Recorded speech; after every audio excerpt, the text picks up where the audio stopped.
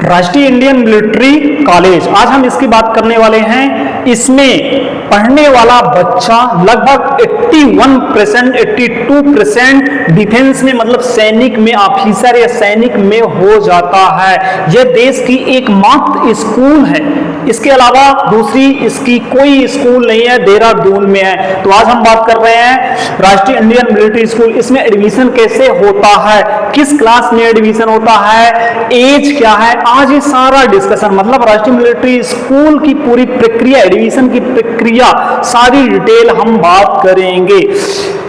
एक बात और बता दूं कि राष्ट्रीय इंडियन मिलिट्री कॉलेज जो है, स्कूल भी आप कह सकते हैं, क्योंकि इसमें जो एडमिशन होता है वह 8 क्लास में होता है और 12वीं तक ये स्कूल है स्कूल पर नाम बड़े मजेदार वाली बात है ना कि राष्ट्रीय इंडियन मिलिट्री कॉलेज नाम कॉलेज का, कॉलेज एक्चुअली बेसिक हम सोच लेते हैं कि 12वीं के बाद होता है, पर इस स्कूल का नाम ही है जो है राष्ट्रीय इंडियन मिलिट्री कॉलेज, स्कूल का नाम ही है।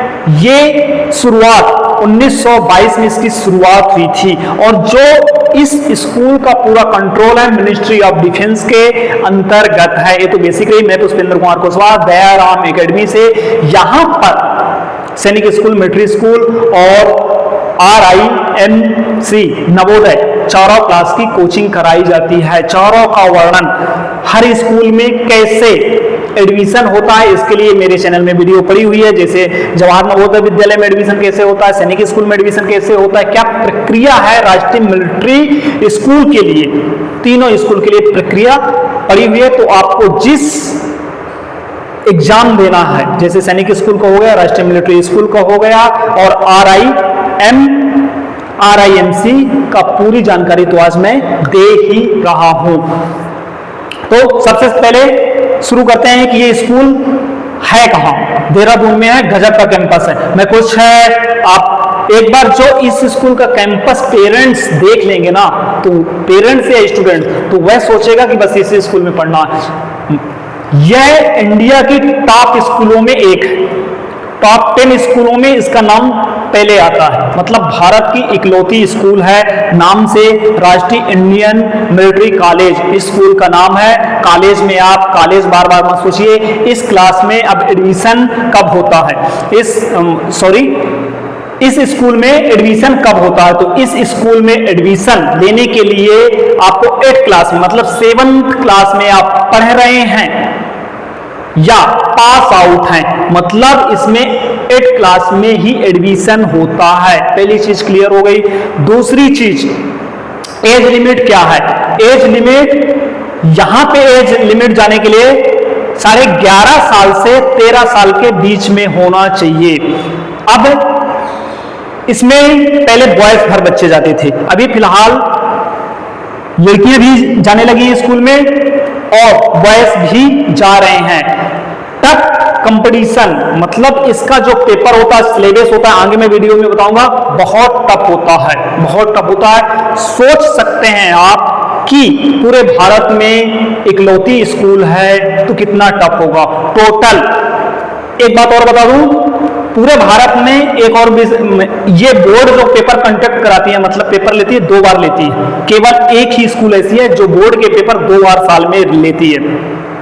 खैर, हमें एडमिशन की प्रक्रिया बतानी है। एडमिशन की प्रक्रिया जो हो रही है, जैसे एक उदाहरण के तौर पे अपनी भाषा में बोल सकता हूं, आपके समझ इतना टफ है कि जैसे सिविल सर्विस का कंपटीशन होता है। सिविल सर्विस कंपटीशन ग्रेजुएशन के बाद करते हैं लोग, IAS का पेपर देते हैं, सिविल सर्विस का मतलब ग्रेजुएशन के बाद उन्हें कितना टफ होता है, कितना कंपटीशन होता है। सेम इसी तरह जो 7 का बच्चा, मैं क्या कहना चाह रहा हूं, 7 का बच्चा, उसके लिए मतलब एग्जाम फाइट करना एक सिविल सर्विस जैसे कंपटीशन है। सबसे बड़ी विशेषता यह है कि जो इस स्कूल में पढ़ेगा या पढ़ रहा है या एडमिशन हो गया, लगभग एनडीए में 81% से 82% एनडीए क्रॉस कर लेते हैं। मतलब ये स्कूल मुख्य रूप से 8वीं से जो इनका माइंड सेट किया जाता है, जो सिलेबस होता है, जो पूरी पढ़ाई होती है स्कूल में एडमिशन लेने के बाद की प्रक्रिया बता रहा हूं।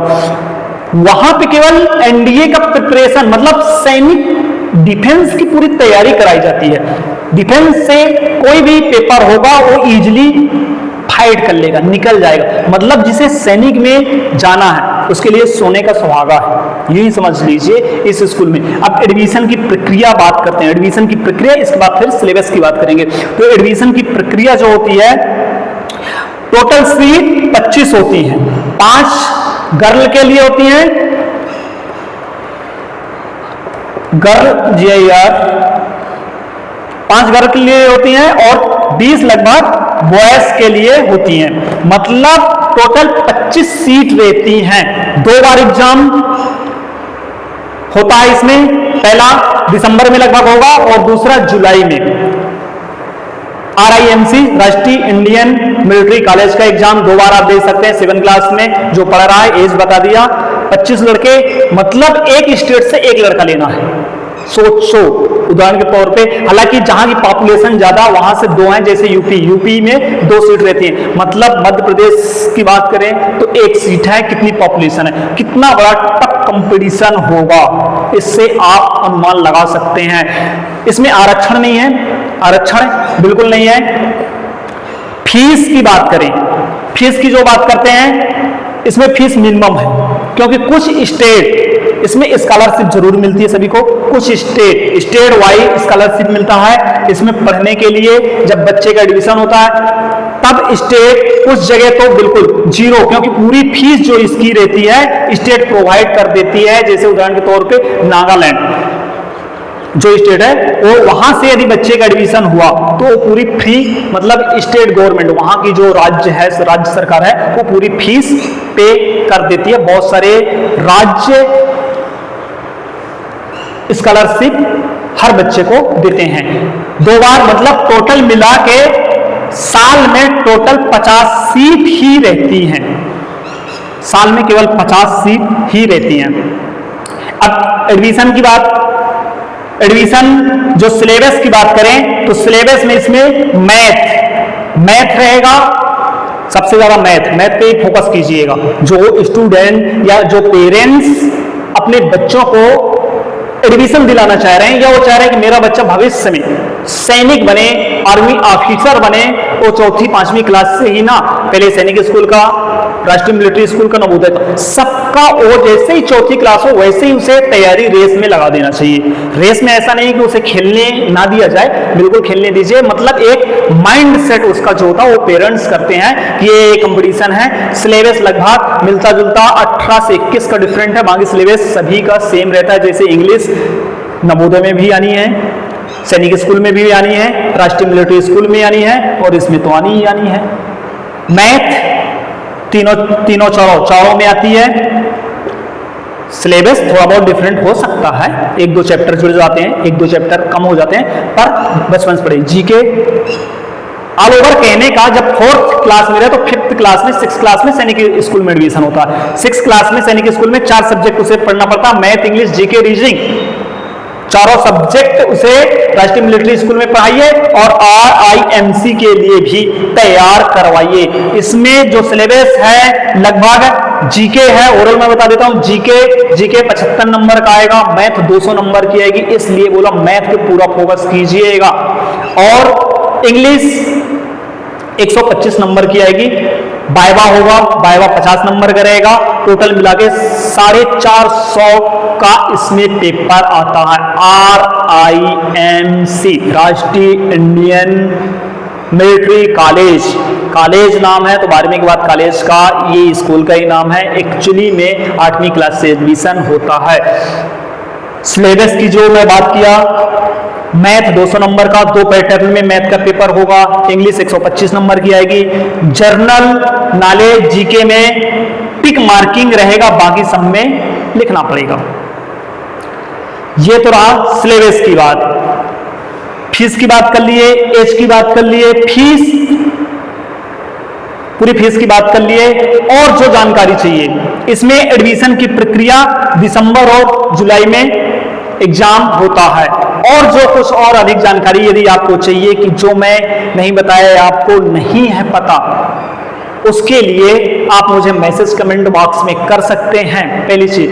दूसरी चीज, और कोई इंक्वायरी चाहिए या कब फॉर्म भरते हैं, सैनिक स्कूल का कब फॉर्म निकलता है, राष्ट्रीय मिलिट्री स्कूल का कब फॉर्म भरता है, उसकी क्या जानकारी है, किसी भी स्कूल की जानकारी चाहिए, तीनों में से क्या सिलेबस है, सिलेबस में अभी राष्ट्रीय इंडियन मिलिट्री कॉलेज की बात करो, तीनों चारों स्कूल के लिए, तो उसके लिए चैनल को सब्सक्राइब कर लीजिए पहली चीज। दूसरी चीज, मुझे फॉलो कर लीजिए और कमेंट जरूर कीजिएगा। वीडियो कैसी लगी, वीडियो अच्छी लगी हो तो जिन बच्चों को, जिन पेरेंट्स को पढ़ाना है या आर्मी में ऑफिसर बनाना है, उन्हें इस स्कूल के बारे में बच्चे को पढ़ाने के लिए जरूर सोचना चाहिए, क्योंकि इसमें एनडीए का मैं रेशियो बता दिया हूं लगभग 82, क्योंकि वहां के कैंपस में ना 8वीं से यही बेस समझाना पड़ता है, मतलब उनका सेटअप एकदम एनडीए फाइट के लिए लगा दिया जाता है, जो पैटर्न रहता है 82, और जो 20% की बात करें तो नेक्स्ट ईयर क्लियर कर लेते यदि उन्हें आर्मी ऑफिसर बनना है तो नेक्स्ट ईयर क्लियर हो जाता। मतलब इसमें डिफेंस में जाने के लिए 100% इसका मैं कह सकता हूं, या फिर किसी को मेडिकल लाइन में जाना है वो अलग बात है। तो बस इस वीडियो में इतना ही, तब तक के लिए आप सभी को जय हिंद।